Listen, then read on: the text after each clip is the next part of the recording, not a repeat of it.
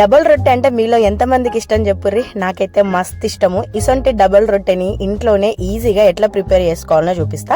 దీనికోసము dry ఈస్ట్ని అయితే తీసుకోవాలి. ఈ డ్రై ఈస్ట్ని గోరువెచ్చని పాలల్లో ఒక 2 స్పూన్లు అట్లా వేసేసుకొని కొంచెం షుగర్ కూడా వేసేసి మంచిగా కలిపేసి పక్కన పెట్టేసుకోవాలి. ఇప్పుడు ఒక బౌల్లోకి ఒక 2 కప్పుల మైదాన్ అయితే తీసుకుంటున్నాను, కొంచెం సాల్ట్ కూడా తీసుకుంటున్నాను. సో మనం ముందుగా కలిపి పెట్టుకున్న ఈస్ట్ ఇలా మంచిగా పొంగాలన్నట్టు, ఇట్లా పొంగితేనే మీ ఈస్ట్ అనేది పర్ఫెక్ట్ గా ఉన్నట్టు.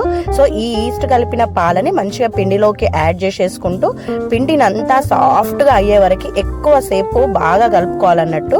మనం ఎంత బాగా కలుపుకుంటే మన డబుల్ రొట్టె అనేది అంత మంచి సాఫ్ట్ గా స్పాంజీ లాగా అయితే వస్తుంది.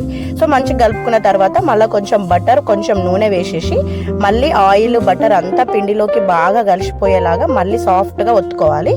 ఇప్పుడు పిండిని అంతటిని తడిబట్ట వేసేసి ఒక 1 అవర్ పక్కన పెట్టుకోవాలి.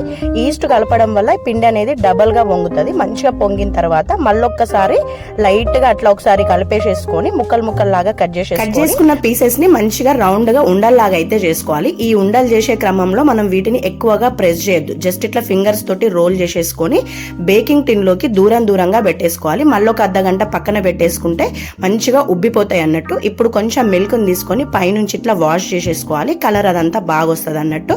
ఇప్పుడు 180 degrees లో ప్రీహీట్ చేసిన ఓవెన్ లోపల 20 minutes కనుక మంచిగా బేక్ చేసుకున్నాం అనుకోరి పర్ఫెక్ట్ డబల్ రొట్టెలు అయితే రెడీ అయిపోతాయి.